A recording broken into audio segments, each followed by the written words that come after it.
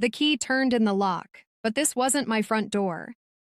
It was a brushed steel handle on the fourth floor of a luxury high-rise in downtown Chicago.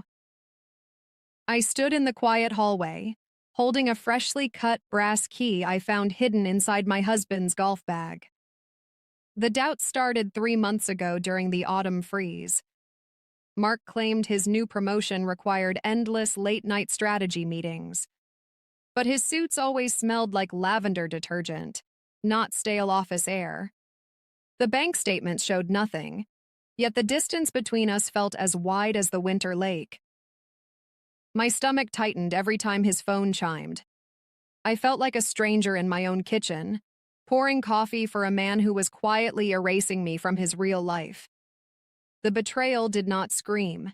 It whispered in the empty spaces of our quiet, polite evening conversations. I started paying attention to the small things. He always packed a specific leather duffel bag on Thursdays. He changed his passwords and kept his phone face down on the marble counter. The man who used to share everything now lived behind a carefully constructed wall of comfortable silence. I didn't yell or demand answers. Instead, I checked the GPS history on the family SUV while he slept. The navigation app showed a recurring address on the north side of town.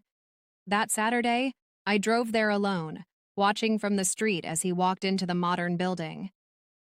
I pushed the heavy door open and stepped into the immaculate, fully furnished space. He was sitting on a velvet sofa, reading a magazine. When he looked up, the color completely drained from his face. I didn't raise my voice. I simply placed his extra key on the glass table. "I guess the late meetings are finally over," I said softly. For the first time in our 10-year marriage, he had absolutely nothing to say. The power did not belong to the person keeping the secret anymore. It belonged to the woman who was finally brave enough to walk away.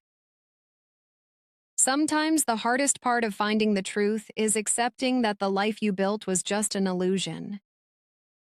I closed that door and finally stepped back into reality. Have you ever trusted your intuition when everything else felt like a lie? Share your story in the comments below. Would you like me to generate some cinematic AI image prompts to use as visuals for this story?